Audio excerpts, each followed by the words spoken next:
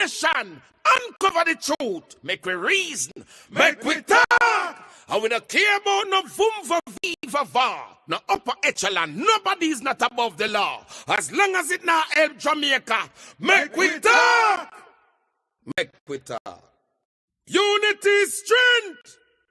Make we reason. Make we talk. If we see corruption in any shape or form, we're going to highlight it. Make we talk. Jeffrey Tavares represents yard and broad of the entire diaspora.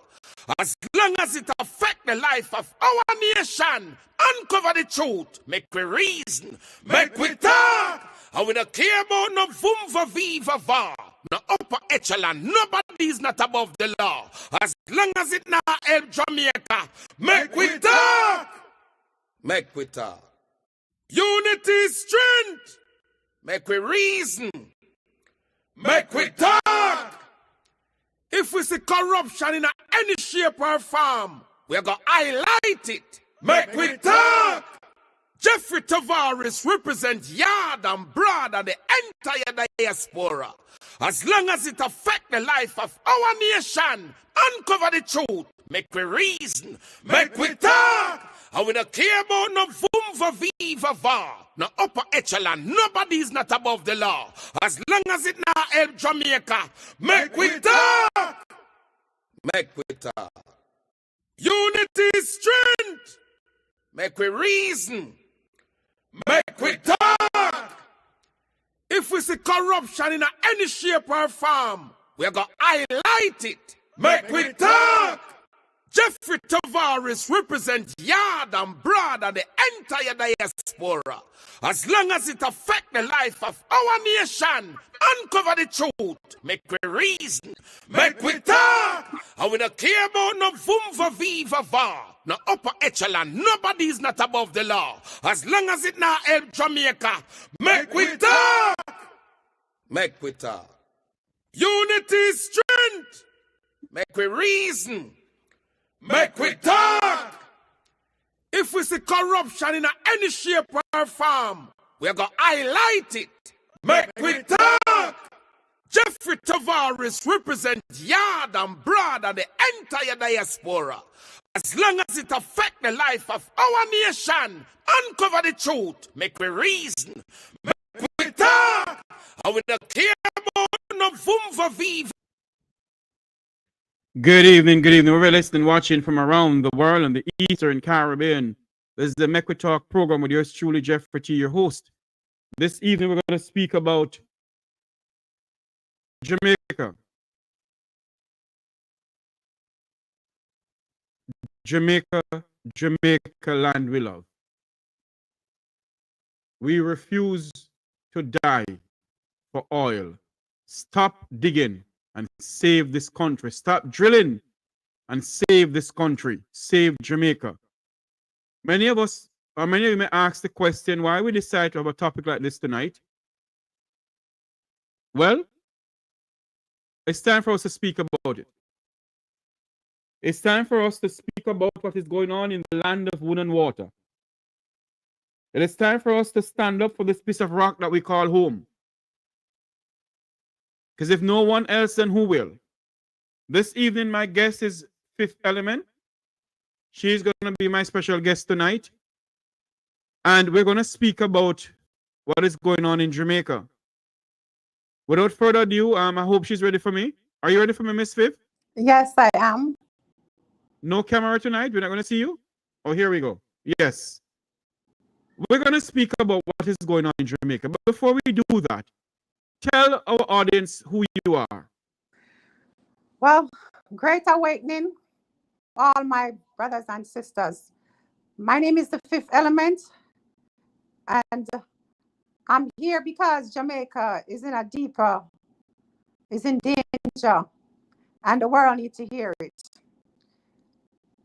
You know, I didn't choose this mission. It kind of chose me. I'm not an influencer. I am a warning. Why I'm calling myself the Fifth Element? Because I'm earth, fire, water, air. And they're not enough. The fifth element is the spirit. And I am the spirit in human form, the spirit of rebellion, of protection, and ancestral memory. I am the fire that they thought they could bury, and the voice of the land that's screaming that nobody now listen. So now I'm speaking, because if I don't, millions could be unalive, and a nation could be lost forever. So because I watched Jamaica crumble in silence, I watched the people normalize pain, and I watched children, in Jamaica, a lot of children, how they suffer. And you watch how the politicians them drive past in tinted cars like kings over peasants. You watch mothers beg hospitals for beds and medicine and told there's no space. And then foreign investors get the red carpet treatment. You watch poverty in Jamaica get glamorized. Struggling become the culture, and sufferation is like pride. You watch young men unalive each other over colors. And you watch tribalism, colorism, classism, and the colonial, regional divide of people that once moved as one. So as the fifth element, I didn't get up one day and say, I'm gonna do this. It was the ancestors called me to do this. Because in the middle of all that suffering, they started to do something even worse. They started to look for oil, dig down in our seabeds quietly, secretly, behind papers, behind closed doors, while we are distracted with buses, parties, and PR stunts. So I am the voice for the voiceless. And I could not stay silent another second. So that's why I'm sounding the alarm to awaken all my brothers and sisters, because we all are the fifth element. Indeed, indeed. I want you to talk to us about Jamaica now. The topic for tonight is refuse to die for oil. Stop the drilling. Save Jamaica. And I want to show the map of Jamaica. And I want you to talk to our students who is in the chat room, who's listening to us far and wide. Those beyond the shores of Jamaica, those beyond, are those in Mother Africa, who always listen to this program, because we go wide, we go far and wide. And I want you to listen. I want you to talk to us about this map here. Great. So what you're looking at right there, as you can see, is a map of Jamaica, but it's just not a map of Jamaica. That map was sourced. Let me tell you the source on the map. It's Envoy Limited. It's an oil licensing consultancy firm. So let's walk through every symbol, every label, and the meaning. So everyone anywhere in the world, from Kingston to Kenya, understands the full weight of what this map is showing. So this is not just a map. It's a contract to Jamaica's geological future. The image shows the oil exploration zones licensed offshore Jamaica, especially the Walton Moran block, where companies like United Oil and Gas are targeting massive oil reserves. So if you look at it, you see the big outline in yellow? Yes, but it's not safe. These blocks sit on near active earthquake fault lines, underwater volcano systems, tsunami triggering zones, gas pockets, and oil seeps already leaking. So let me break it down piece by piece. The first thing you should look at is the Walton Moran license, the block, the yellow boxes, right? This large outline yellow area that you're looking at, it shows where oil companies are authorized to explore and drill. It covers two major deep sea basins, the Walton Basin, which is closer to the south coast of Jamaica, and the Moran Basin toward the southeast of the island, deeper offshore. So these areas are targeted because they're believed to hold millions of barrels of oil, but they're also high-risk seismic zones. So if you look at number 2, the Thunderball lead, and that's that first arrow on the eastern side of Jamaica, that's labeled the rectangular, yellow rectangular labeled, it's labeled the Thunderball lead. It is believed to hold 603 million barrels of oil, and you can see the labeling inside of it. It's located deep within the Moran Basin. As you see, the arrow is pointing up into the Moran Basin. Yes. So this is the largest known oil prospect on the map. So if they drill here and hit pockets or disturb the seafloor, it could trigger a massive geological reaction. Because you see all those black lines you see running through and around and under, they're actually fault lines. Hold on for me. Hold on for me. Can you repeat it? It will trigger what? It will trigger a massive geological reaction. Hold on again for me. For those who don't understand what we're talking about, it will trigger a earthquake and a tsunami. Go ahead for me, ma'am. Yes. Especially near the planting Garda Fault, which runs nearby. So, and we're going to come back to all of that. Identify all of the rectangle yellow box with them say islet. So that's the first big isle prospect. Now, if you look at the middle part, the Colibri prospect, it holds 406 millions of barrels per oil. So it's located just north of Pedrobank. This area is shallow, it's highly sensitive, and it sits near oil seeps and historical seismic zone. So Pedrobank is also a crucial fishing and marine ecosystem area. Drilling here threatens Jamaica food security and fish exports. And then the other one, the Oriole, it's right there in the middle. That one is in the middle. The other one is over there to the west, the Colibri. The Oriole is in the middle. It holds 220 million barrels per oil.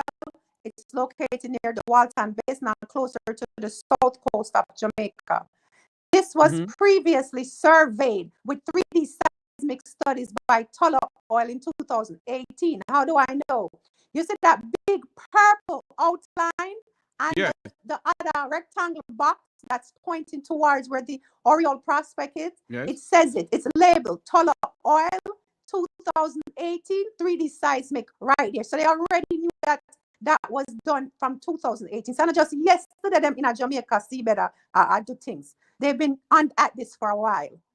So these studies suggest that oil is present, but they also destabilize the seafloor and increase risk of fault movement.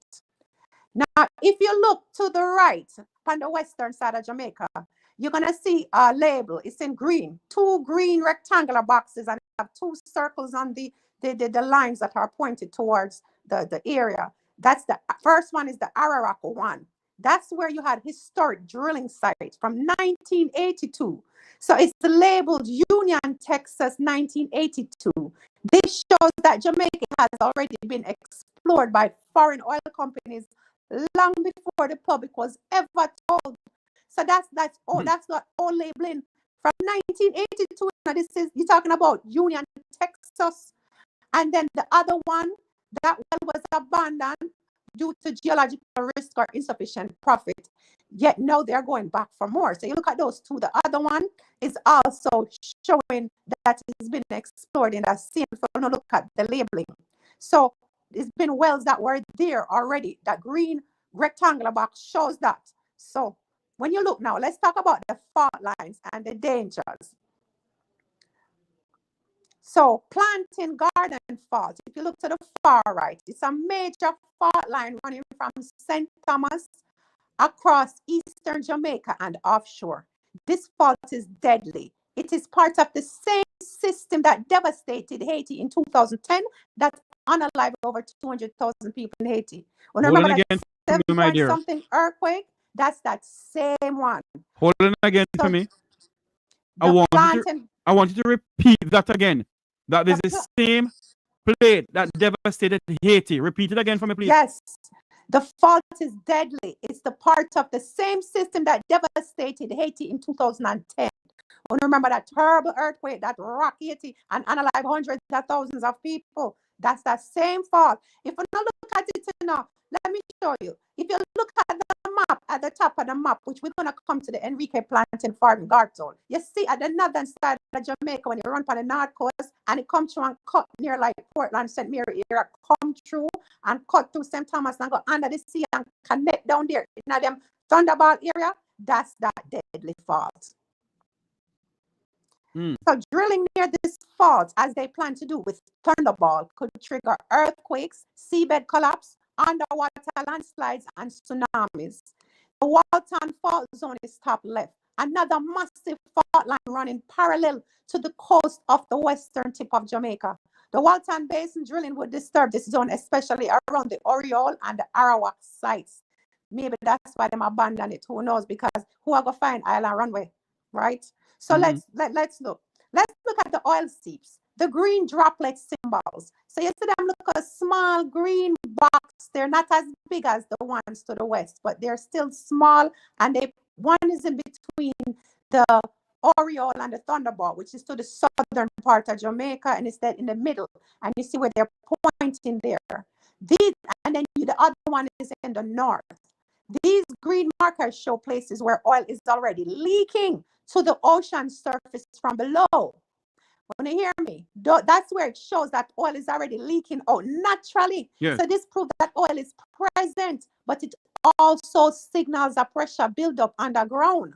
So drilling in or near oil seeps can cause blowouts, like the Deepwater Horizon in the Gulf of Mexico. And remember how that devastation just unalived so many fish. To this day, they're still cleaning up.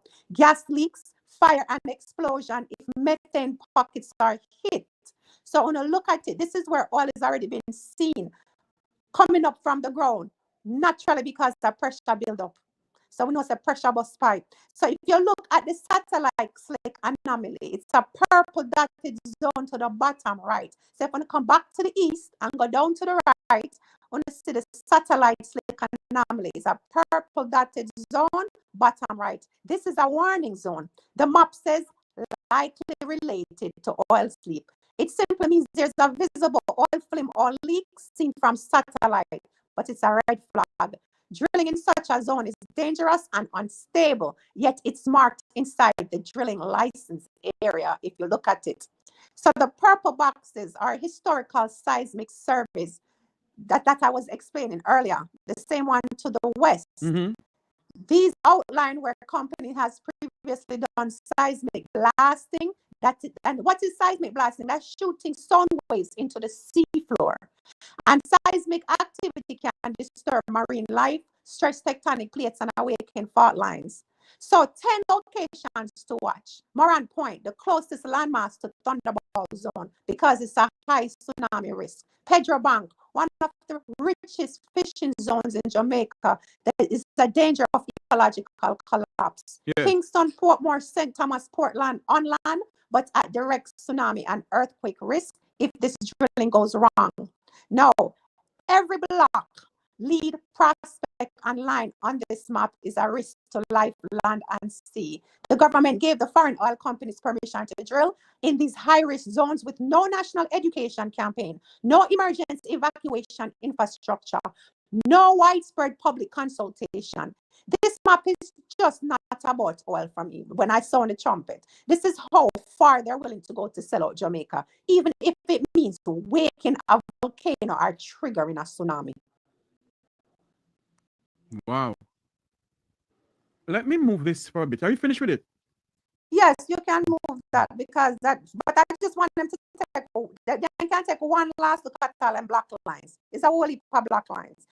So it's not like they don't know. They even labeled the Caribbean plate, the Canave plate. They labeled all this because Jamaica sits between and at the center of them that's moving.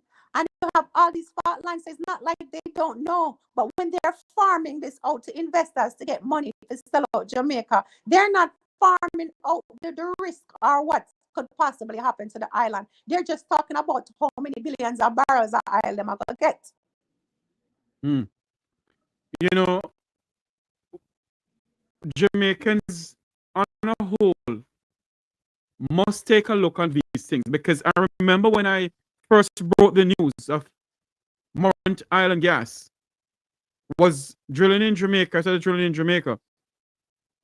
I came out with it and I said that there was a big thing happened at the Jamaican Consul General Office, at Jamaican Embassy rather, in London. And the Jamaican ambassador was there. And he had a presentation. He invited them to come in and they gave a presentation.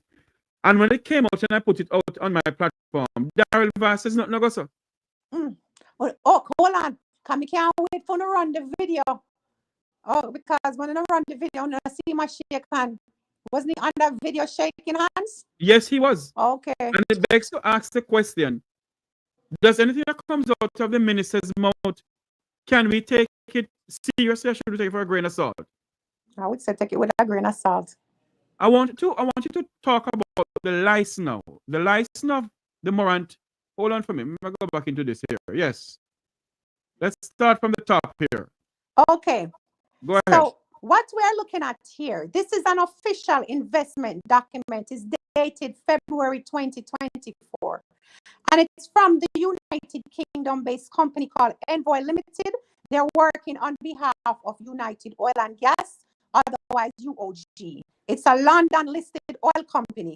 They are marketing Jamaica's offshore oil blocks, especially the Walton Moran license, to attract investors and drilling partners. So this is not a plan. This is a pipeline to action, and we're already deep into it. So here are the core facts of this license. United Oil and Gas owns 100% of the Walton Morant offshore oil license. It's a 22,400 square kilometer zone of the southern coast of Jamaica. They were granted a 2-year extension to explore until January 31st, 2026. That means we are currently in a final countdown window before they either drill or drop the license. However, this period is known as the drill or drop phase. So if they move to the second phase in 2026, they are required to drill 1 exploration well by January 2028. So what's in this license area? The company is targeting the 406 million barrels in the Colibri prospect, the 603 millions of barrels of oil in the Thunderball prospect, a total of over 7.3 billion barrels estimated in the region. So these blocks include Walton Basin, Moran Basin, surrounding marine zones like Pedro Bank, Oriole, and Arawak. So these are areas already known for underwater fault lines, tectonic instability, volcanic systems, oil seeps, where natural oil is already leaking from the sea floor. So why is this extremely dangerous for Jamaica? Because some people believe that, oh, make them drill. 1, Jamaica sits on a tectonic time bomb. You see the Enrique Planting Garden fault zone, it runs through St. Thomas, Kingston, Portland, and into the offshore zones where they want to drill. This Hold on for fault me. is... Hold on for me. Yes. You need to repeat the tectonic fault line you just spoke about. And you need to explain to the Jamaican people what that means. Okay. So Jamaica is sitting on a tectonic time bomb. That means at any time, we can have an earthquake and Jamaica goes boom. We also sit in a volcano. Yes, people think it's dead. It's only dormant. And dormant means what, Jamaica? Sleeping. It does not mean it won't wake up.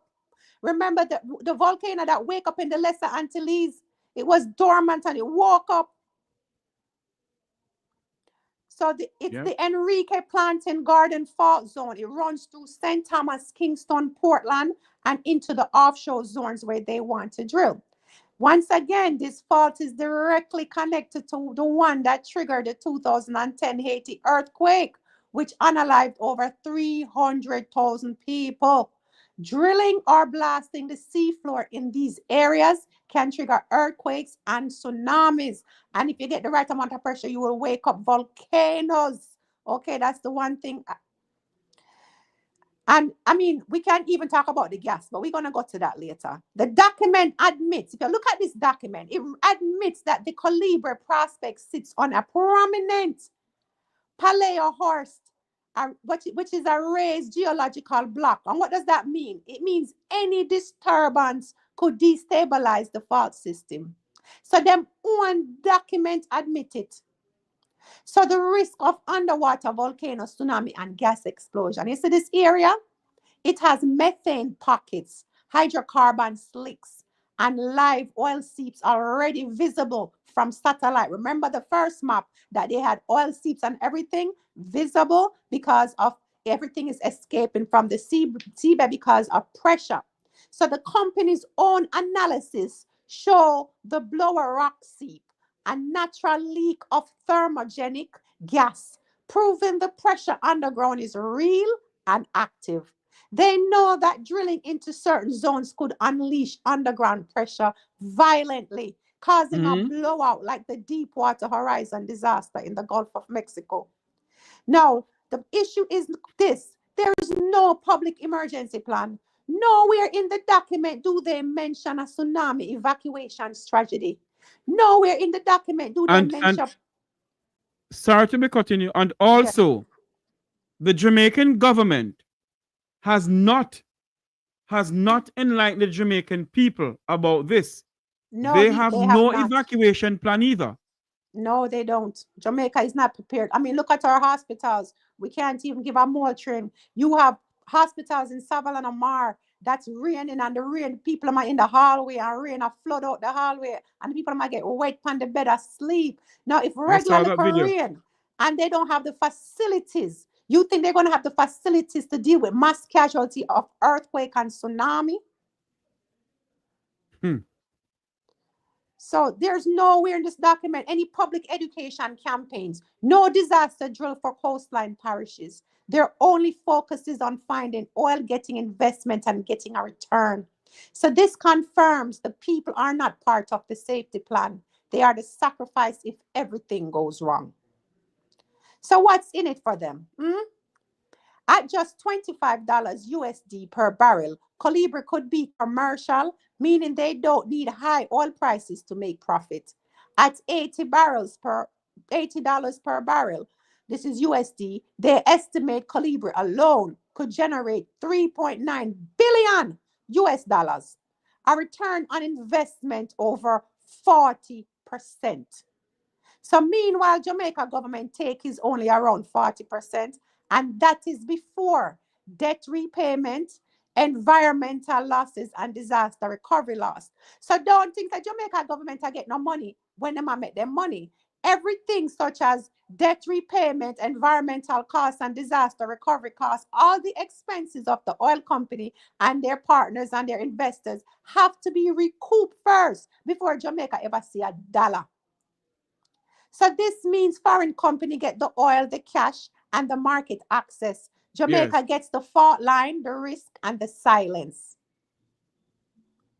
So what have they done so far? They have already completed a 3D seismic survey, which was done by Tullow Oil in 2018.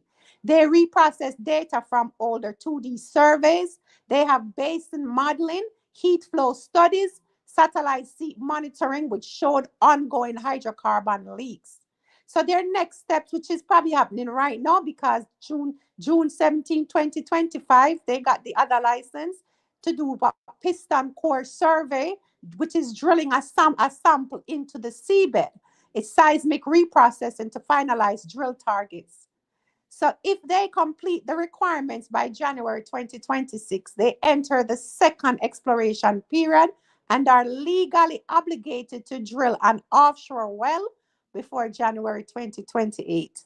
This will disturb the seafloor, penetrate gas and oil layers, potentially affect fault lines that trigger regional earthquakes and tsunamis. You see, once that well is drilled, you Mm-hmm. cannot undrill it. So why the public was never supposed to see this? This document was created not for the public. It was created for investors. Okay, it was not created for the public. It mentions nothing about ecological impact, marine biodiversity loss, or the safety of Jamaican people. It doesn't have nothing about that in there because it was not meant for the Jamaican people. It was meant for the money people, the investors. So it The, celebrates low commercial thresholds, attractive physical regime, and no state participation, meaning Jamaica does not own the resource. That's what that document mentioned. So if one thinks mm-hmm. that Jamaica own it, them don't want it. That's why it started with them 100%.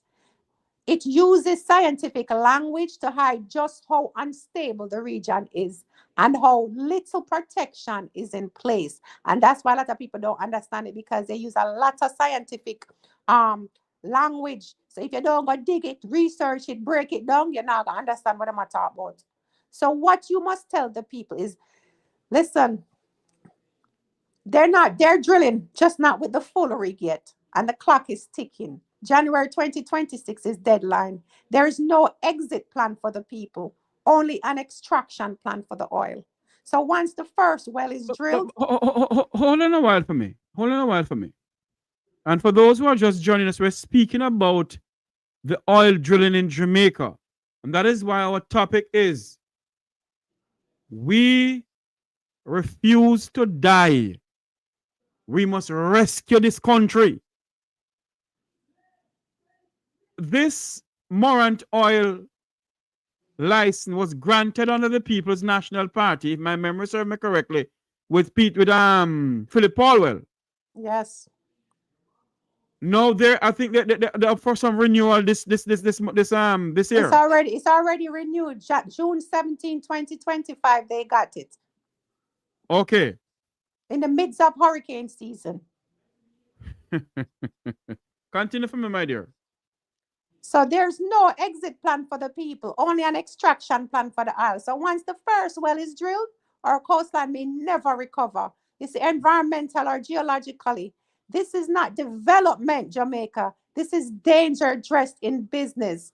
And if you want to be really, really, really, really, some people always say, but the oil are going to make we rich. Let me tell you something. Jamaica has the yellow tuna inside its waters. And Japan is willing to pay what? They're a rare delicacy. And anybody can go look it up. And one fish, Japan is willing to pay 3,000 to 10,000 US dollar for one fish. It don't cause no death. It don't cause no earthquake movement. Them can be replenished. However, we need to play the CEO video, because according to the CEO of United Oil and Gas, Trump said drill, baby, drill. And Trump is putting pressure on foreign governments to explore fossil fuel. And he even talks about BP pulling their green budget, so that whole green energy stuff. They say the world is not ready for it. They have to be realistic, so they have to explore more fossil fuel options, and that's why they're going to drill, baby, drill. And we can play the CEO video now, because he will even explain this company that is having this license in Jamaica. They went belly up in Egypt. They were first in Egypt, and they went belly up financially. So they were struggling financially. And you will hear that out of the mouth of the CEO. And after they struggled in Egypt, the man actually said out of his mouth that Jamaica was always the jewel in the crown. And Jamaica is the lifeline. So whether or not we like it, they're going to do what they're going to do. Nothing not gonna stop him. I'm gonna get it done. And those are the words of the CEO for the company. That is, to me, that is dangerous. Him said he has to rebuild the company, rebuild the shareholders' trust. So as far as I'm concerned, he don't care nothing about the Jamaican people. Not once did he mention safety, evacuation, anything for Jamaica or the Jamaican people. Not even if we're not going to benefit, because we already know we're not going to benefit, because it's obvious we have never benefited from anything. Not bauxite, when them dig out the earth and leave big holes, big sinkholes. Because if a tsunami or earthquake happens, you best believe places like Manchester, where them dig out bauxite and leave holes in the ground, is a sinking sand. It's going to sink because of the holes that are left by the exploitation of our bauxite. So we're finished with this document here now, right? Yes. Okay. But if you want to go ahead, you can actually play that interview, because I want to break down that interview as he speaks, because some people might not understand his accent, because he has an Irish accent.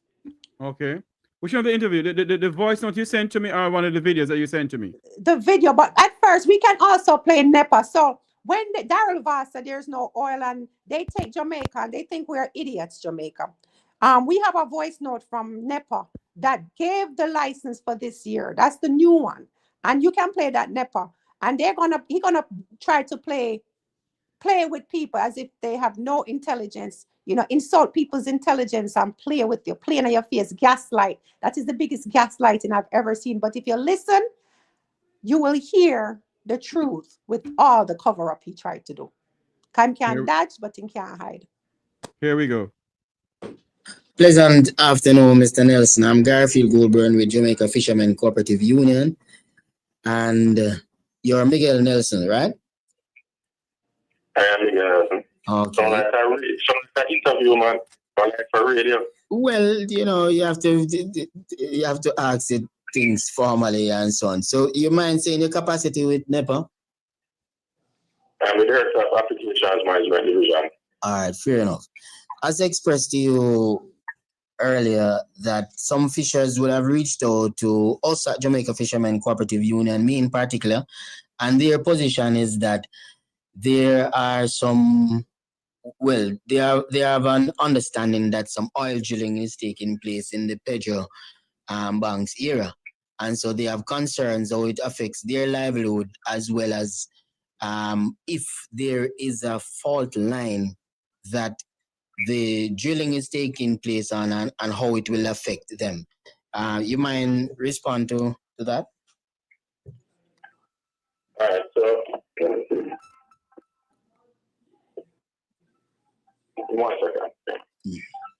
Yes, all right. So the agency has not granted an approval for any drilling for oil at any location in Jamaica. We did consider and grant an environmental permit for exploration works at Walton Bank, which would include sections of Petro. So I don't know if you want to pause that. So when you listen to this, when you listen to NEPA, I don't know if them don't listen to question. This man say him don't give permission for nobody do no drilling nowhere in Jamaica. I guess he don't consider the sea, the south coast and the waters Jamaica. I guess I just the land him consider Jamaica. Because in the same breath, in the same run-on sentence, he said, however, we grant environmental permit for them to do exploration works, and I'm tell you the area. So me confused. You give no authority, but then you grant permit. Isn't that authority? I don't know. Maybe me not understand the dictionary and the English language very well. But however, that's what I heard. So me continue, because them love to gaslight. Keep going. You know something before I continue? Yes. I believe when you listen to these people, they take the Jamaican people for a bunch of idiots. Yes. Yes. From Parliament come straight down. Yes, they do. They will look you in the face and tell you the sky is orange and pink. And it's full time we, the Jamaican people, stand up to these people who we put in power and let them know that the word minister means servant of the people. And civil servants are the servants of the people too. I want to listen to some more of this interview with NEPA. Because honestly, I don't know. Our nation is in crisis. Listen to some more of this, please. The works include doing some geological works of the sediments and such. So there is Okay. there's no Can you pause that, please? approval Now granted. this is an organization that's supposed to know about these. That is what this organization does, right? With environment. And you're talking about we grant a license to do geological work and such. And what is the and such?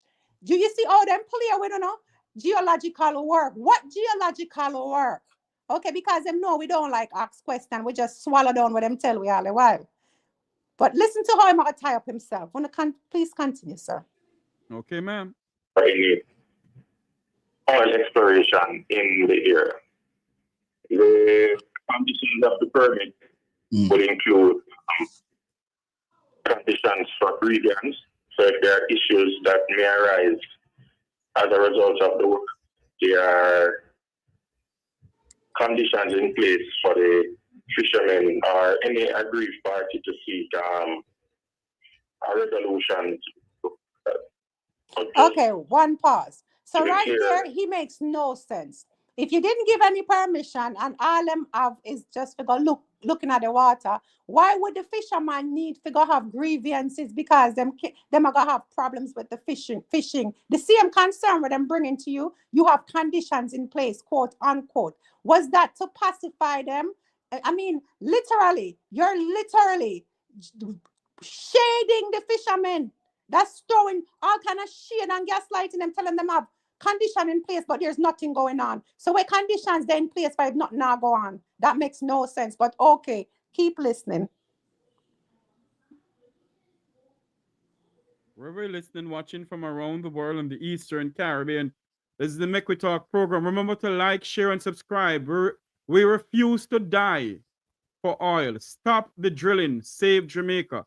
That's our topic tonight. Here we go. There has been no approval granted for oil exploration at any location in the Water Bank. Fair enough. To my knowledge. Right. And fair enough. Pause that. Please pause that. You know what? Much more could have split up that idea now. In the beginning, him said them give a permit for explore. Now the man said there's no approval granted for oil exploration. So what am I explore for? In gold, diamond? What am I explore for?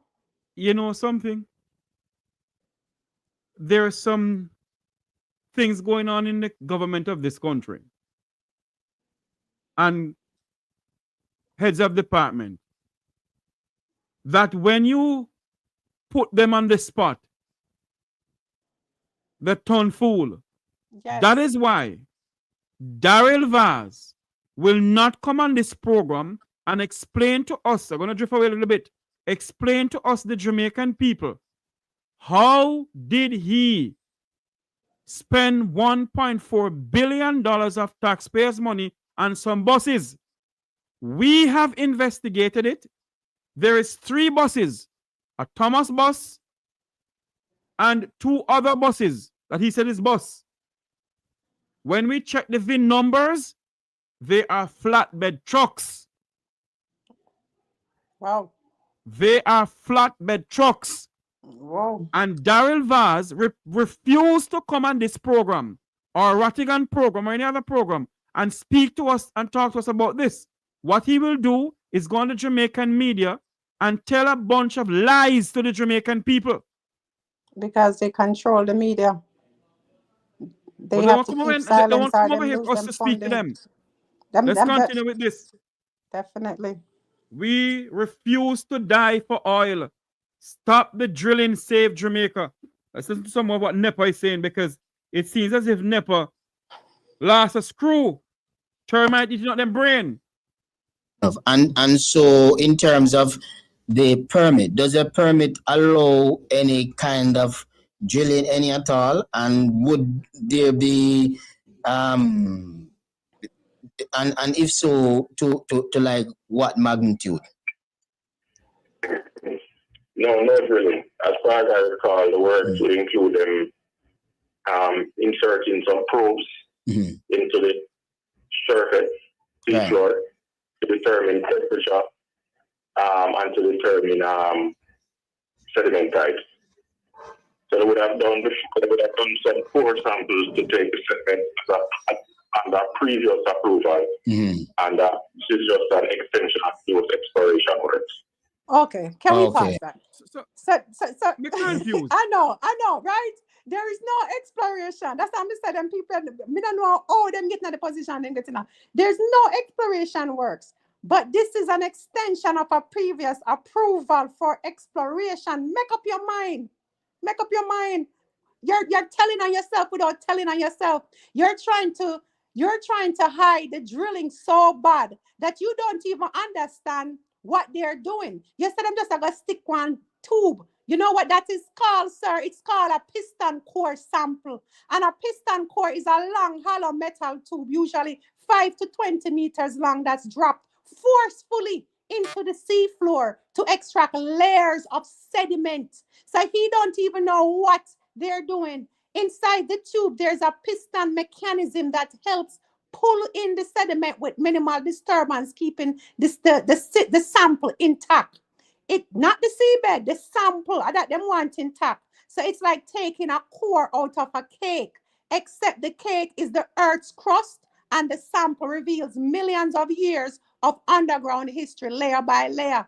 Me can't tell you how it works step by step. Let's examine it before we continue, because NEPA obviously don't know their job. So the ship positions itself over a drilling site offshore using GPS and sonar. A heavy coring device is a metal pipe, like him said, with piston inside. It's lowered into the seabed, often hundreds of thousands of meters below the surface. The weight of the coring system combined with the vacuum created by the piston forces the tube deep into the seafloor sediment. So the piston holds the sediment in place without compression, so scientists can study it layer by layer. The core is pulled back to the ship, now full of ancient sediment, gas bubbles, oil traces, microfossils, and chemical clues. So that's what they are. That's what they said they got the license to do. But obviously, him can't even explain it. He might talk about them stick tube to take temperature. Are you kidding me? You think oil company are come take temperature? Do we look like it? Then him said I'm gonna pull up sediments. So he's not, instead of saying they're doing a piston core, which he said core sediments, but what is called is a piston core sampling. And that's what him signed the June 17, 2025 license to do. And when we get to the CEO video, you will hear him explain it better than the NEPA. You can continue, because something wrong with NEPA. Hold on there for me. Father, I stretch my hand to thee, O God. No other help I have but you, Father. It seems as if all of these government entity, and I'll speak about the JUTC, because they put people at JUTC who don't even have CXC as manager for JUTC. I wonder if the person at NEPA was politically appointed. Like how the person at JUTC was politically appointed.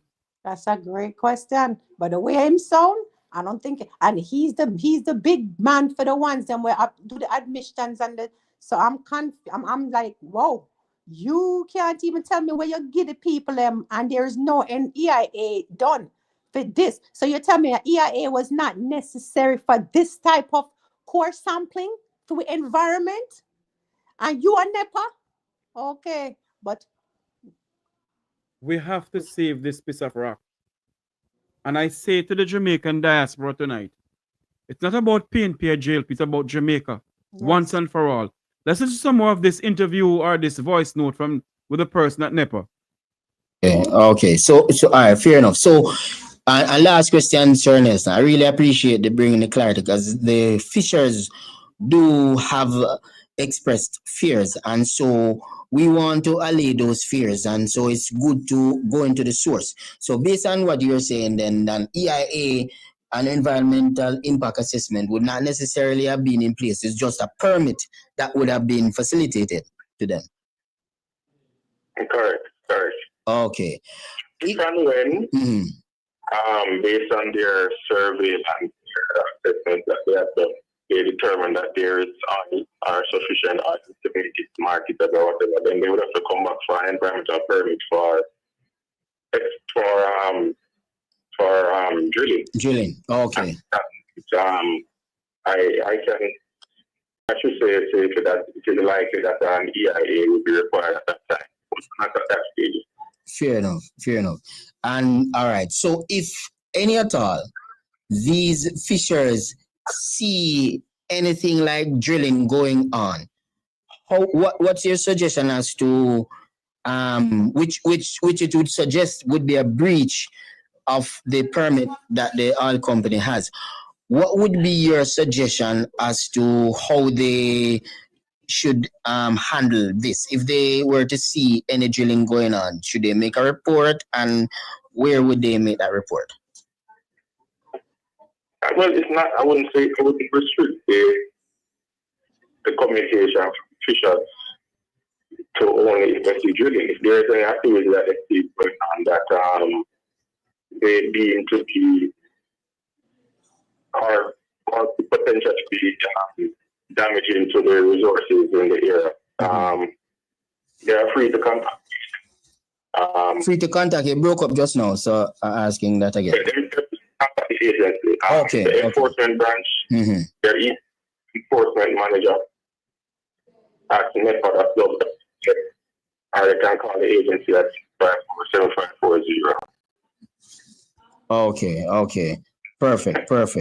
All right. So I believe based on the communication you have made, this you have brought clarity, and so I certainly will share this with the fishers for them to allay their fears to be allayed, because they certainly had concerns about what they thought was happening. Oh, one other thing. Would you be able to speak to the if there's a fault line in that area where the permit was granted? It's a big area, the area, the Walton Bank, where the exploration works are taking place. It's bigger than Jamaica land. I see. So I know there are faults in the general area. I can't speak specifically if the activities will be done on a specific fault line, but it's a large area. Hold I on. see. You know, so Fisher Bank bigger than Jamaica. Hold on there for me. Okay. If my memory serves, I'm going to come in, my dear, because you know more than I do. But I want to say this. If my memory serves me correctly, the fault bank between Jamaica leads all the way into the Cayman Islands, where you Yes. have the Cayman Trench. Yes. Yes. And we Talk to me, admitted, because so NEPA admitted this. NEPA said there's only a fault line there, but he not even know which part them are going to drill.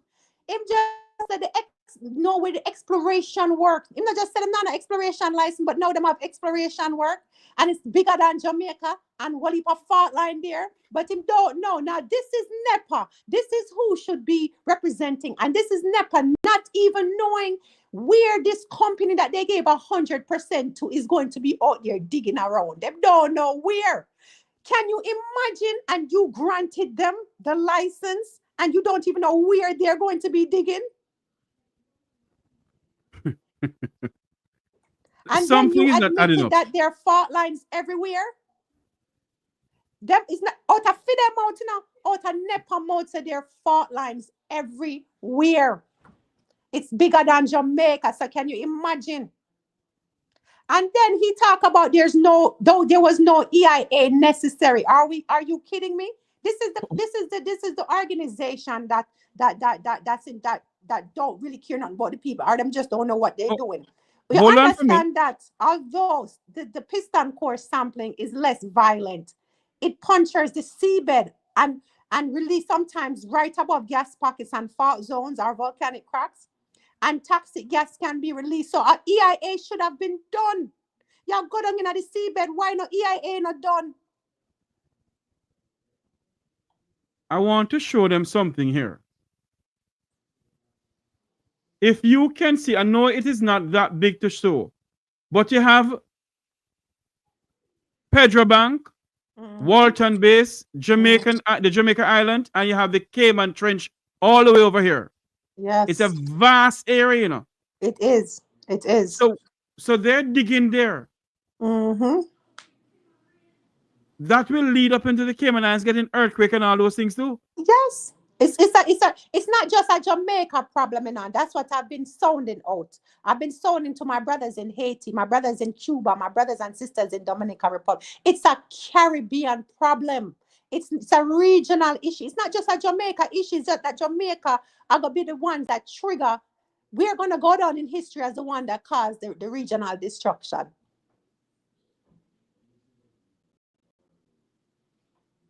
Because they're going to blame it on an act of, we all know force majeure. They're going to blame it on an act of God, natural disaster. So them have so much cover up. And so when they blame it on an act of God and natural disaster, there's nothing, the oil company is not liable. They're going to take them profits and roll out. And we all know what happens when natural disasters happen and destruction come. USAID, all of the aid and the we don't know USAID anymore. well, Donald, take it away. Them go up on them knee and beg IMF and World Bank. Uncle Donald, take it away from us, Uncle Donald.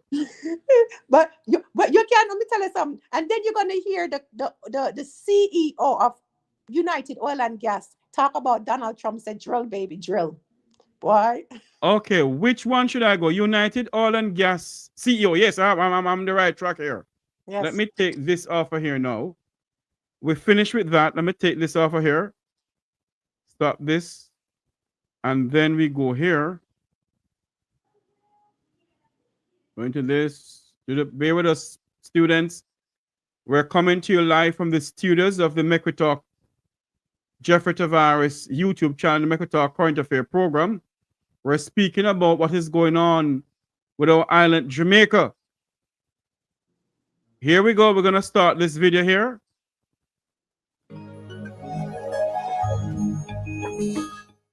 I'm joined today by Brian Larkin, CEO of United Oil and Gas, who have announced this week a 2-year extension to their high-impact Walter Morant license in Jamaica, which has a potential 9 billion barrels of oil. In addition, the company have announced that a potential farming partner discussions are advancing. Thanks for joining me, Brian. Thanks, Darren. Good morning. Good morning. So, Brian, we've spoken before. I know quite a bit about United Oil and Gas, but perhaps for any new investors or potential investors listening, you could just give us a brief overview of the company. Yeah, sure. Happy to. United Oil and Gas, we're an Irish company. We have a UK stock exchange listing, so we're quoted on the AIM market. We have our core asset, which is Jamaica, which we have a big exploration project. It's about 22.5 square kilometers of acreage. It's about the same size as the North Sea, so it's close. Hold on there. Okay. You hear what he said? Okay. About the same size of the North Sea. Yes. Yes. The North Sea. Yes, and you hear him say Jamaica government know everything about it and them a lie to the people, and that's the issue I'm having. Then the people are not aware. Hold on there. He said that the Jamaican government know about and lying to the people. Yeah, he said the Jamaican government know about it, but they're not Jamaican government. I'm saying Jamaican government are not telling the people, but Yes, the CEO yes. is saying the Jamaican government know every step of the way. You will hear him. They sell this country out for 30 pieces of silver. Not From even 30. 1962 until this blessed day. Listen to some more. Lawson and size. We have 100% of that, and we're the operator. And we also have an onshore legacy UK asset. He said he has 100%. When say not 90, not 80, 100%. Okay. That means that he's digging deep now, you know. Okay. He's allowed to dig because he has 100%. Exactly. Okay. So finally, because finally somebody gets it, because if you have 100% and NEPA sitting there lying and gaslighting. Listen to some more of this. Jamaicans both home and abroad and Jamaicans in the diaspora. We have some big tapanaras in the diaspora. I hope they're listening to this YouTube channel here. This little dirty foot choices boy from Westmoreland trying to explain stuff to us, the Jamaican people, the people of the Vumvavon and the Vumvavi. Listen to this. Okay. So obviously Jamaica's a focal point at the moment, and obviously that's what we're talking about in terms of your announcement this week in terms of the license extension and the farming partner discussions. Before we talk about Jamaica, can we sort of rewind a little bit back to Egypt, which I think might be fair to say was a bit of a thorn in United's side.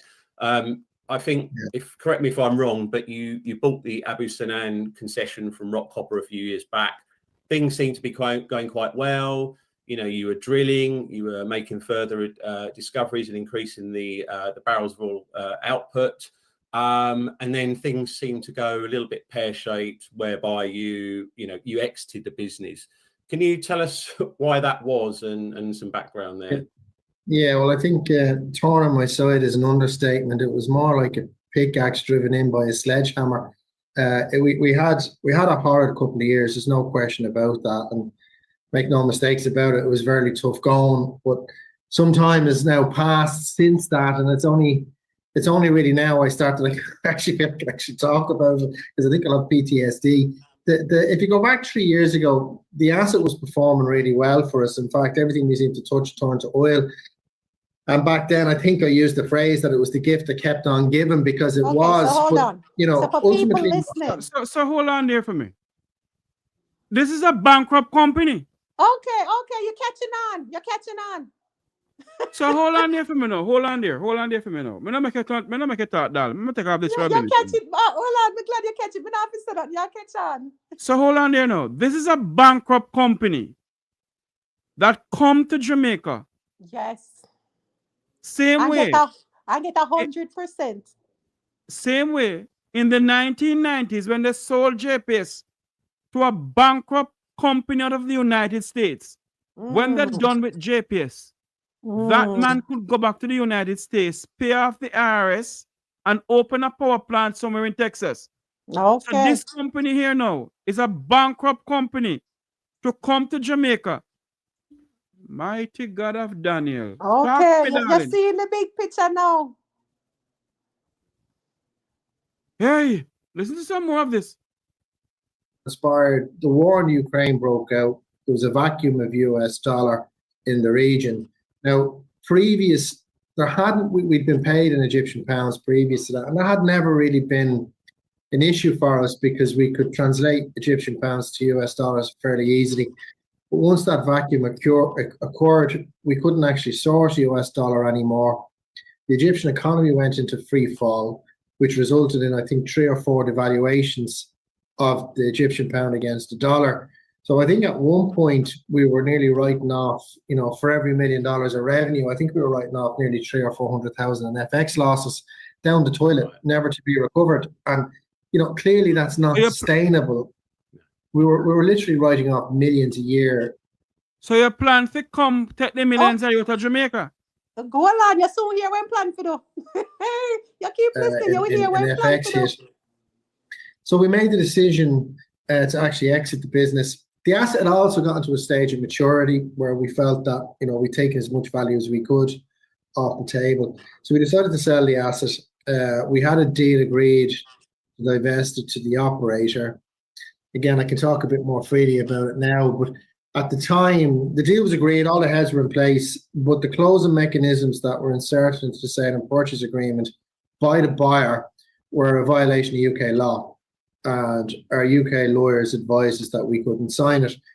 We ultimately offered the buyer several alternative closing mechanisms, and they rejected one of them. Ultimately, they decided that unless we signed that SPA, they were going to default us, which is ultimately what happened. And as a board, we could have challenged that default, but we would have spent years trying to challenge it. We would have had the same outcome. It would have cost shareholders millions that we didn't have, and we were putting the wider group at risk. And at all costs, we had to. Oh, hold on. I'm confused as hell. Okay. Them bang at Egypt a drill, and it was the gift that was keep on giving. And then war broke out in Ukraine, and somehow, quote unquote, according to him, the Egyptian economy start spiral downward. So them jump out of that because them a lose money. And when them jump out of that, them end up defaulting and lose all kind of money because them default. So them broke. So that's why I'm saying it's like an axe with a pickaxe slam. What? A pickaxe on the inside hitting by a sledgehammer. So all who want to become rich, come to the land of sellout. A war. You're here. Because our leaders are selling us bit by bit. Yes. So here Jamaica don't own nothing. We don't own Air Jamaica. We no longer have Air Jamaica. We don't own not even sea we own now. We don't own the beaches because people can't walk to the beaches. I know them sell the sea past the beach. And members of the Jamaican diaspora are silent. And when they come up here, the hands and gloves, them have a take picture with the Prime Minister, and then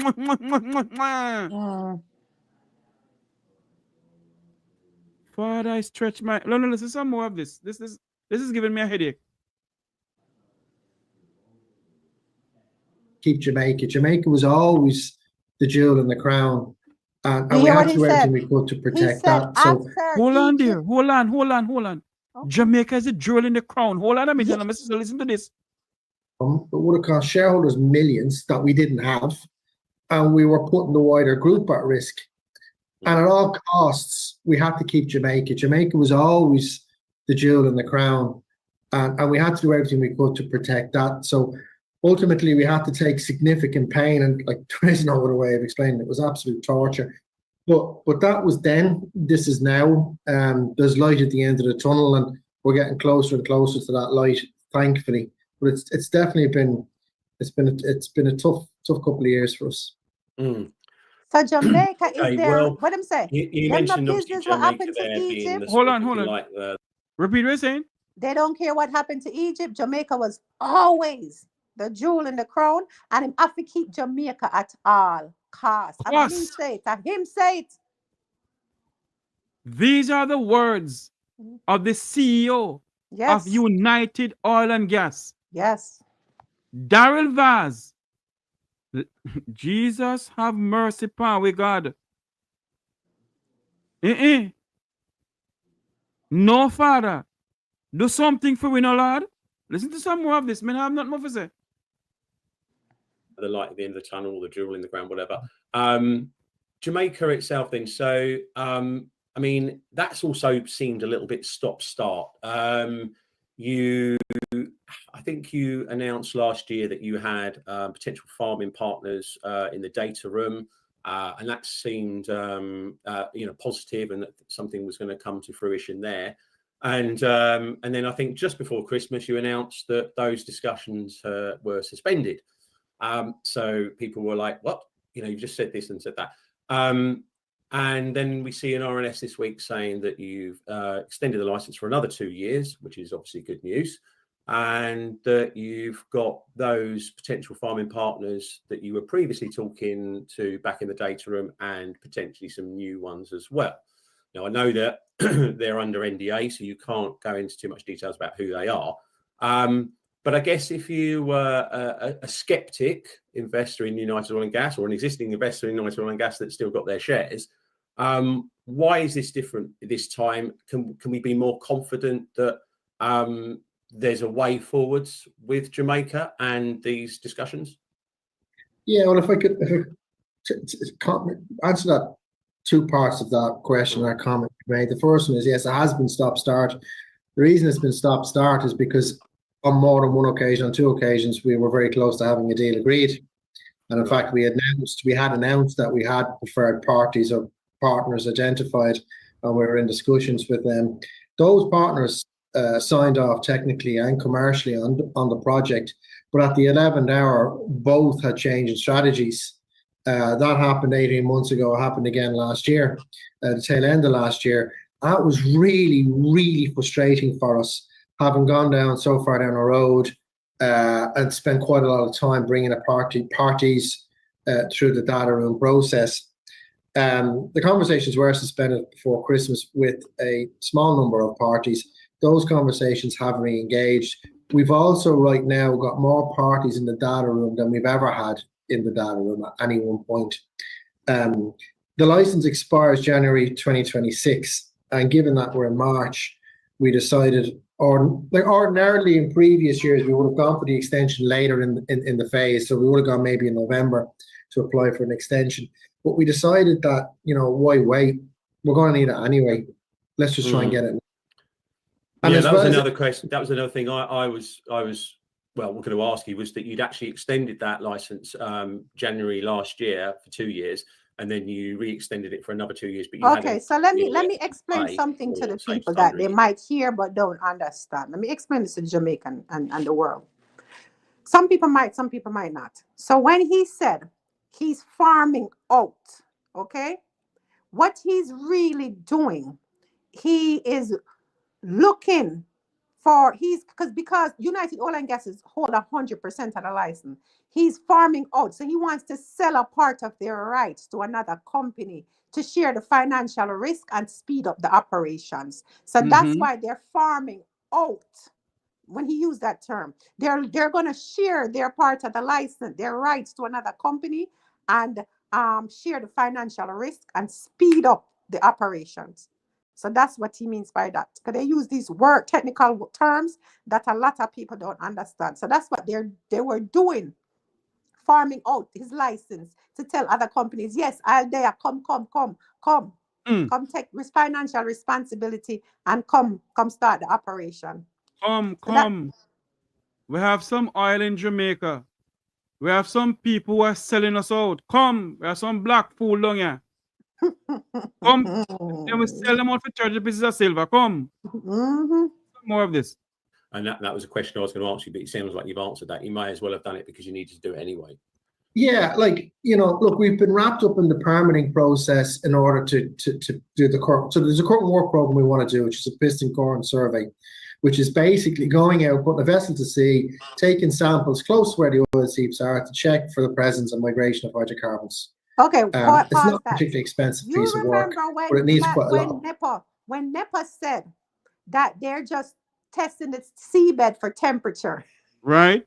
What the CEO just tell you they're doing? A piston core sampling. They're going to take the vessels, not just go out there, go test temperature. They're taking the oil vessels to sea, and they're going to go down for sediments.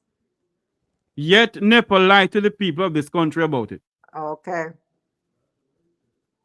We need I need to get in contact with opposition spokesperson on energy, Sir Philip Paulwell. Sir Paulwell, I know you watch this program a lot, sir.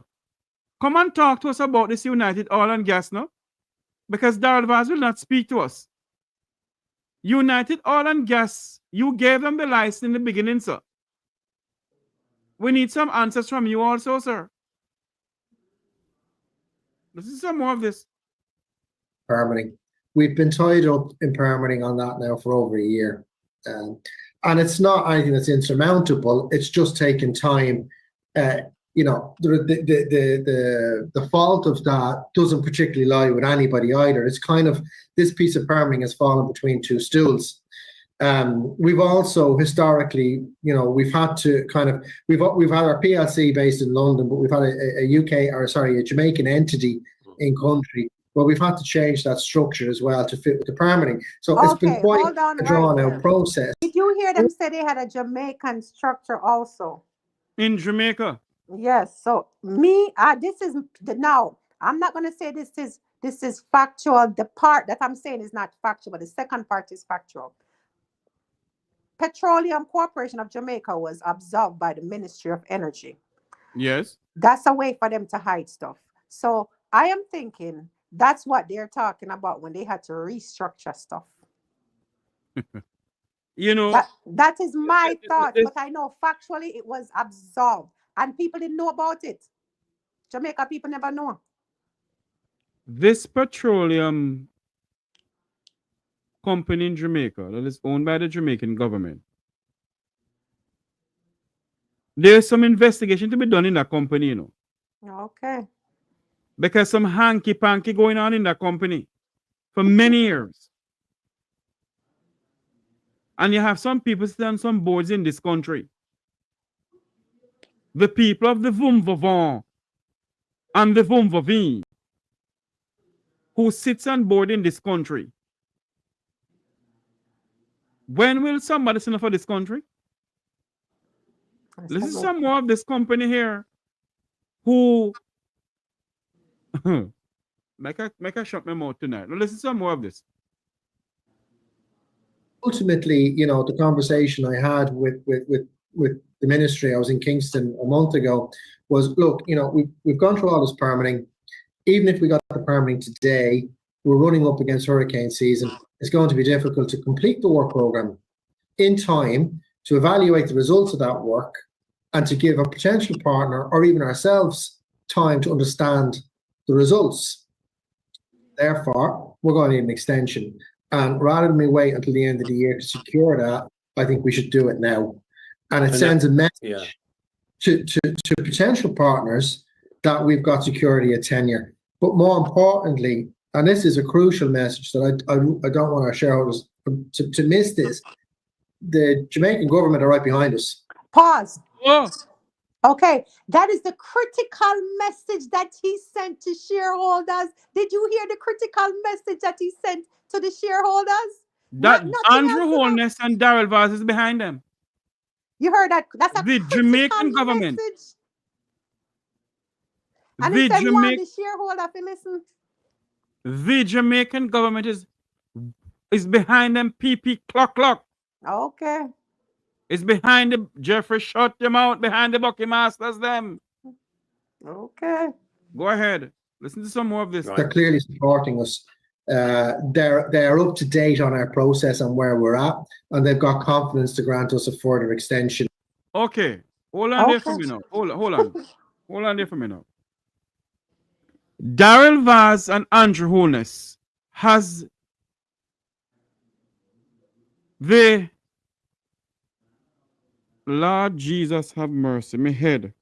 Yes, they know. They know. They know. They know. This is The the proof confidence. Jamaica been looking for. This is out of the horse's mouth, not mine. This is the sea. Me not even a talk. Me just a listen to him too. I am alone a talk. The CEO of United Oil and Gas said the Jamaican government, headed by Prime Minister Michael Andrew Holness, has the confidence. Yes. Or United Oil and Gas says that the Jamaican government, they have the confidence of the Jamaican government. Yes. And we, the people, are left in the dark. Yes. And when we asked Daryl Vaz about this thing, he said, no, go, sir. Mm. Boy. And that you call a bold face lie. Daryl Vaz tell the Jamaican people on many occasions at a press conference at Jamaica House that nothing like that. Mm. It's an election year, Jamaicans. A prime minister who started the question cannot be certified. $1.4 billion. Let me move this for a minute and talk to you, the people. $1.4 billion of taxpayers' money was spent to buy some old dilapidated school bus. Three VIN numbers that we have investigated. One of the Thomas VIN numbers is a school bus. But two of the VIN numbers are flatbed trucks. Mm. And they came into the island as school buses new. They are not new.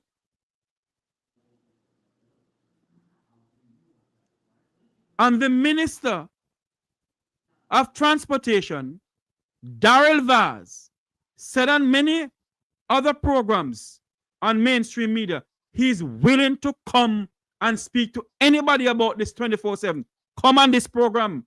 Come and talk about United Oil and Gas too. Yes, definitely. We, the Jamaican people in the diaspora, need some answers from you. It's not about any PNP or JLP stupidness. Nope. And let me make it clear. The Make We Talk program is not against any rural bus services. But we need answers. And see, when we need answers now with this United Oil and Gas. Any other modern democracy, the Prime Minister of the country address the nation and say to them, we have signed a deal with United Oil and Gas to drill off the coast of Jamaica. And we have put in some safety measures in place in case anything. You hear nothing. Nothing. From this wannabe dictator. I don't care who I'm vexed with me tonight. Be a cricketer here. You hear nothing from this Prime Minister. You hear nothing from Daryl Vaz. That is to show you they have no respect for the people of this country.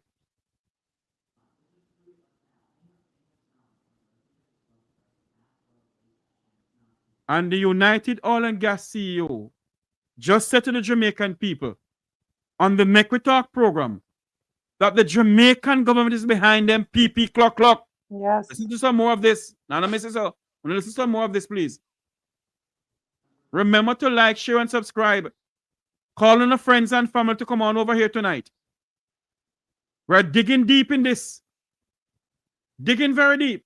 Our topic is we refuse to die for oil. Stop the drilling and save Jamaica. Listen to some more of this, please. In order to work through the farm out process, but also work through and navigate the permitting, which hasn't been easy. But the results of that really, where it's left us is that work program, rather than being completed over a 12-month window, we've now 2.5 years to complete that work program, which means the cost of it is spread out even further, which makes the capital investment even more attractive to potential partners. And it takes a lot of financial pressure off United. So our kind of plan moving forward, and I know you're going to ask me about this, will be your next question, I'm sure. What's the next steps? Hold on there for me. I gotta take a quick turn off something and come back. Continue talking for me and we'll come up, we'll play some more of it. Let's talk for a minute until you come back, please. No Let me do problem. something. So, as you can hear, the CEO is talking about farm out and data room. So I want to give you a data room. When you hear data room in the oil and gas world, it's not a physical vault that he's talking about with maps and secret.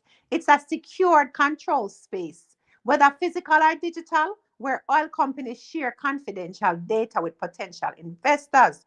So the farming partners are buyers. So you can evaluate whether to join the drilling project. So think of it as a private viewing room for Jamaica's oil secrets, but not for the Jamaican public. So only in this. So only for those trying to profit. So the data room that you hear the CEO is talking so much about, that he has more people in the data room than he did ever before. It's an office of their advisor. It's in case Envoy Limited in London or United office in Dublin. Remember, that's where it is. So a lot of them can't, the investors and people in the data room, they have signed non-disclosure agreements. Before they enter that data room, they have to sign these NDA. That means they can't tell nothing but come out of the room. So you sit in this private room with access to the seismic maps, the well data, the geological reports, the environmental models, the oil seep and pressure studies, the licensing agreements, and the reservoir modeling. No phones, no screenshots, no leaks, just quiet, closed door access to what Jamaica seabed is holding. So that's what the data room is, so you understand it. Okay, thank you very much for co-hosting for me. Let's go back over to the United Oil and Gas CEO speaking to his journalist there who was interviewing him. The Jamaican government is 100% behind them. Listen to this. But the next steps now is to really get the permitting over the line. We'll wrap up this work program as part of our farm down efforts. So the cost of this work program, we're going to include that in the farm down conversations and seek funding for that via the farm out.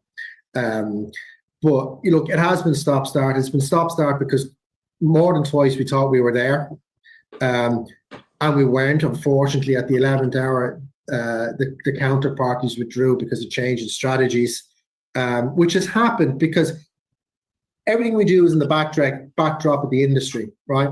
Yeah. And it's been clearly, such a global shift away from exploration, an unrealistic approach and expectation on energy transition.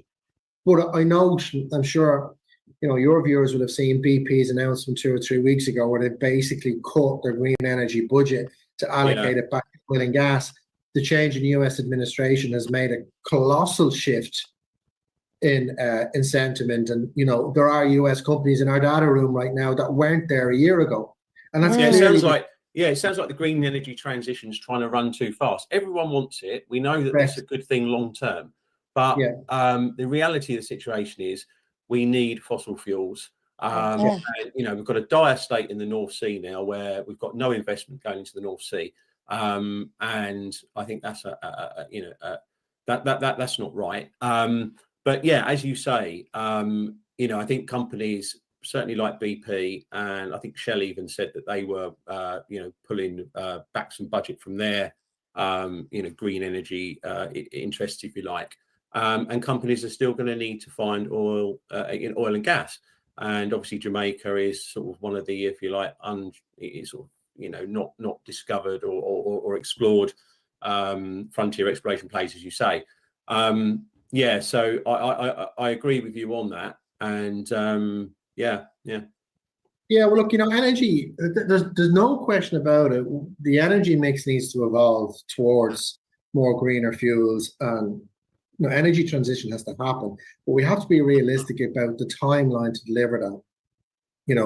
And clearly we can't just turn off oil and gas today, because if we did, none of us would be getting on airplanes. We couldn't heat our homes.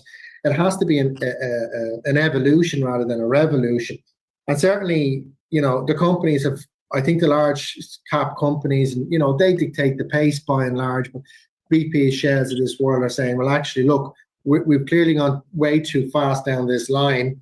You know, the infrastructure isn't there, let alone the capability.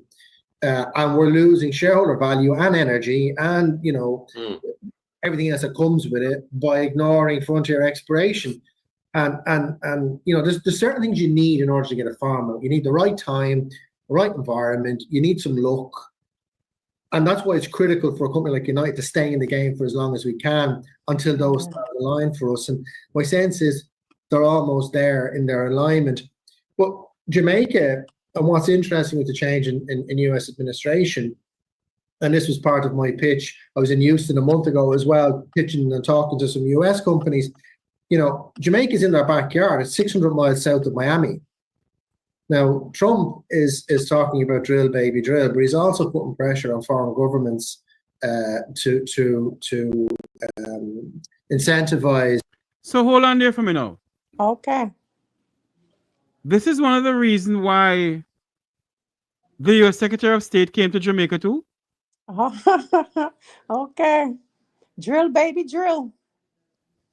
You don't hear him say that was his pitch to all of the U.S. people in Houston when he went there a month ago? That was his pitch. But have the Jamaican government, have they put in place or have they get their own persons to do a study on drilling oil, and what will be the implication?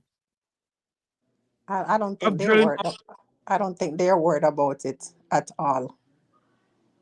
I don't think they're worried about it. Because if you listen to NEPA conversation, you're talking about, look on the people where grant the permit and the authority. And listen to for them conversation. Them sound, they don't even sound like they understand what it is they granted a permit for. I want to listen to some more of this gentleman here from United Oil and Gas.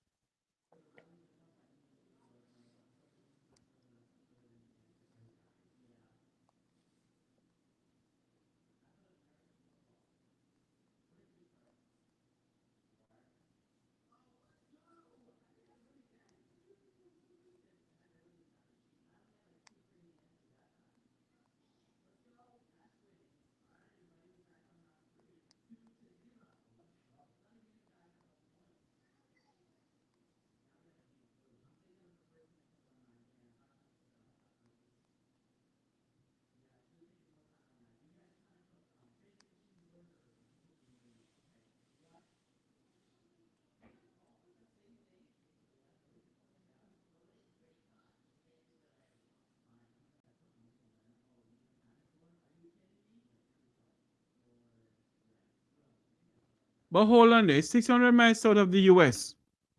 Hold on, let me put it back up this, sorry. Let me go back up with this. I do apologize, I thought I put it back up. Hold on there for me. Let's go back to this here and play this right here. Refineries on the island. There's a refinery in off 600 miles south of Miami, sitting on potentially 7 billion barrels of volume, recoverable volume, prospective resources. You know, the project we have in our hands is huge in scale. It's in a what's the word I'm looking for? Geopolitical safe environment. It's close to infrastructure. There's 2 refineries on the island. There's refinery and offtake facility. Pause just for a second. You see how he almost give away himself? No, it's not geologically safe. So he was like geopolitically safe.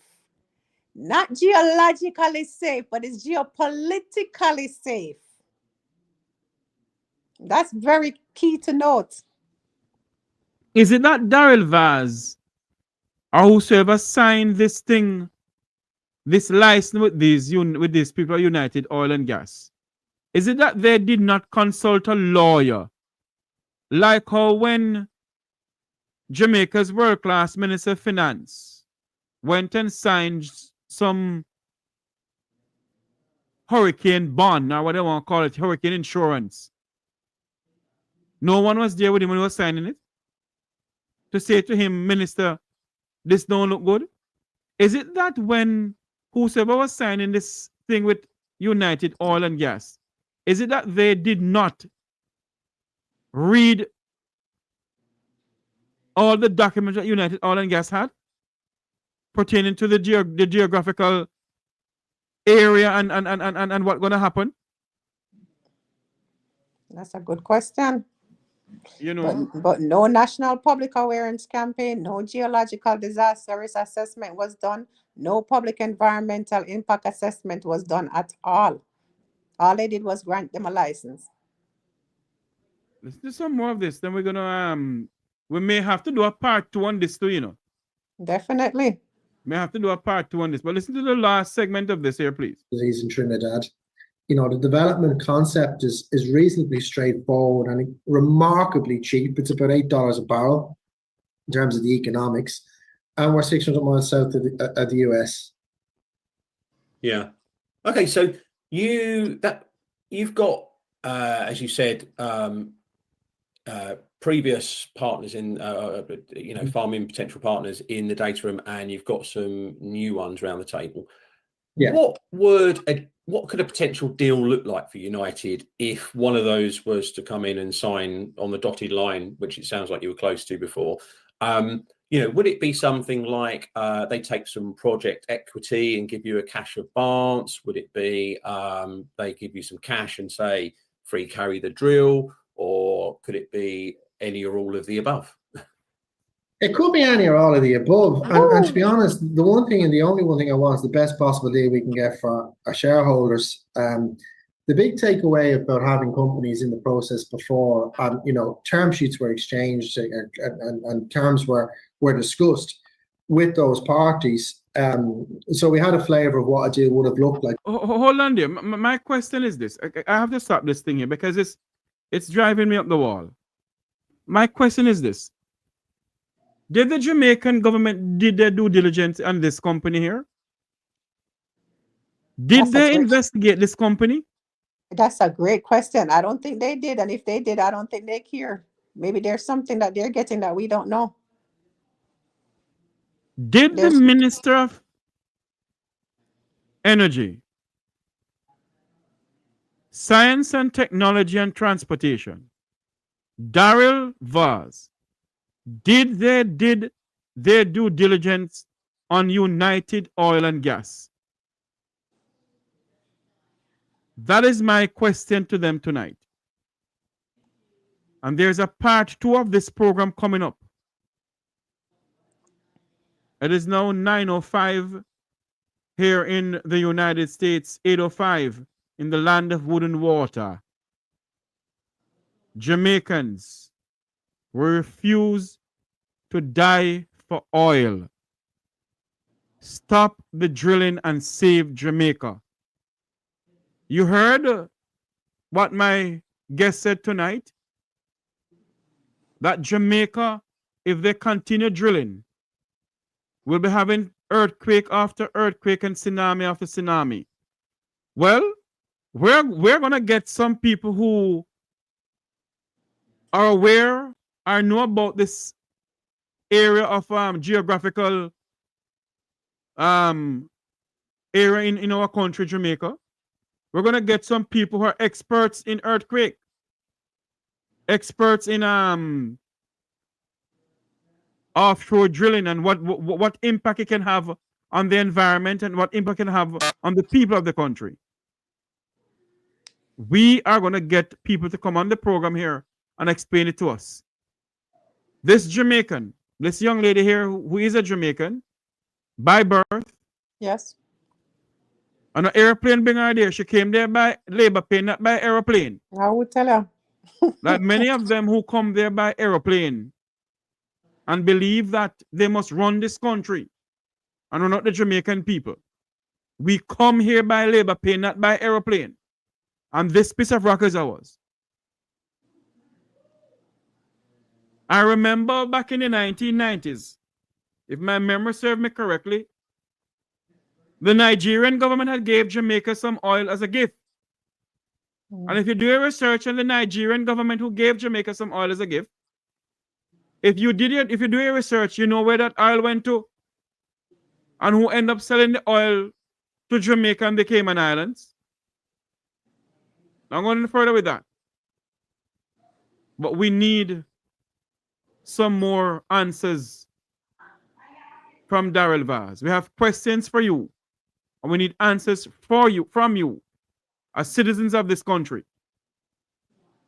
This don't look good. Not at all. It don't. Your closing remarks tonight as we end the segment of this program, part 2 is coming up. Your closing remarks, my dear, and tell the Jamaican people who you are again. I am the Fifth Element. I'm on TikTok as I am the Fifth Element. And I'm here to awaken all my sleeping Jamaican brothers and sisters. Okay? We need to wake up. Jamaica is under threat. Jamaica is a ticking time bomb. So we need to wake up, hold our leaders accountable, question them instead of run around and blow a horn and a blow for the orange and the green. Ask them question, ask them about what's going on with this oil, what's going to happen. Is there evacuation procedures? What's the preparation? What are they going to do for us? Remember I said, the hospital in Jamaica don't have anything. They're understaffed, no resources. Doctors and nurses are working with nothing. Okay. And then you have gases that can be released by these earthquakes, like methane. You have silent gases that are toxic. Jamaica, we need to make a stand. Okay. We need to stand up. There's a petition online at change.org where you can sign it about stopping the drilling to save Jamaica. We are going to give them notice that Jamaica people know that's the first stage, but we have to stand up Jamaica, open on the eyes. Pastors, ministers, if you don't stand up, you won't have no church to collect tithes. So stand up. Thank you very much, Fifth Element, for coming on the Make We Talk program. Thank you for having me. There's a part 2 of this. It's Yes. very good when you have your Jamaicans who decide to be a voice for the voiceless and who decide to stand up for this piece of rock in the Caribbean Sea. For those who only believe in their party and don't believe in this country, may God help us. Thank you very much for coming on, my dear. May God help you. May God bless you, rather. And we'll keep in contact. Definitely. Thank you for having me. You're welcome, my dear. This is where we're going to say so long from here for tonight. We have a part 2 coming up on this program here of We Refuse to Die. Stop the drilling and save Jamaica. Refuse to die for oil. Stop the drilling and save this piece of rock. Until you hear my voice again, I'm Jeffrey Tavares saying so long. On behalf of Walking Divine Purpose and the producers of this program, remember to like, share, and subscribe to the Make We Talk YouTube channel. And also, the views expressed on this program tonight are not necessarily the views of the host of the program or the guest. Not necessarily the host of the program or the Make We Talk program. It is solely the guest. My God. My God. I am lost for words what is going on in our country. Jamaicans, remember, it's an election year. Whenever they call the election, go out and vote. If you don't have a voter's ID, still take your passport. Take it to them. It will be a little bit different in the sense take a little bit longer. But go out and vote. Vote as if your life depends on it. As I end the program tonight, I end with my words to the people of our country. It is not today that our best work can be done, and not some future. It is today that our best work can be done, and not some future days or future years. And the sense of urgency is what we must have today, knowing, as the saying goes, eternal virtue is the price of liberty. The price of liberty, my Jamaican people, is to stay alert, to seek the truth, and to actively participate in the fight for the soul of Jamaica, in the fight for the democracy of this nation. God bless you, and may God bless our island home, Jamaica land we love. Good night, everyone.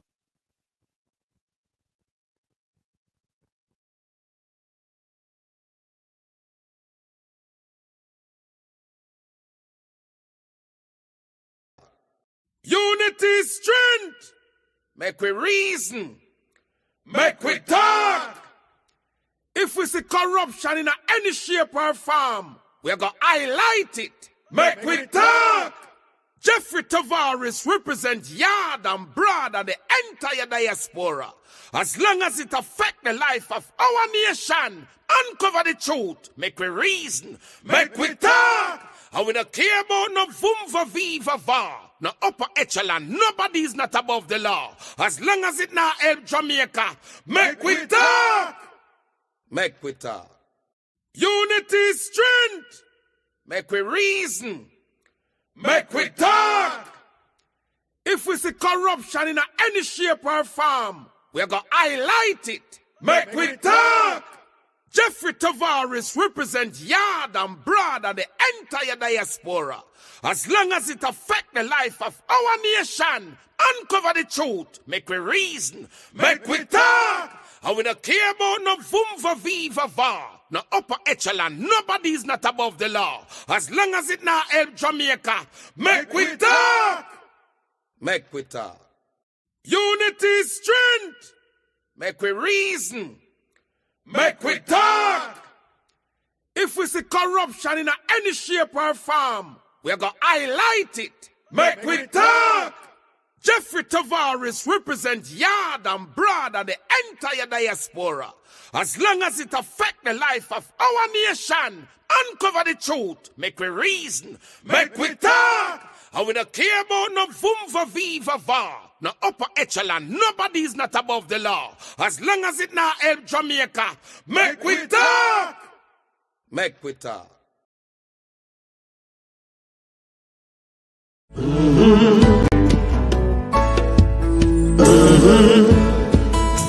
When the game gets rough and this life just seems so tough, make we talk, my people, make we talk. When this town becomes an ugly place, don't let it erase the smile from your face. Make we talk, people, make we talk. Conversation is the key, a guiding light for you and me. Spark a talk and you will see. Conflict solver A to Z. World leaders master the art of self-defense just by talk. So people, make we talk. Hey, we're living in a world that on ourselves we must depend. Make we talk.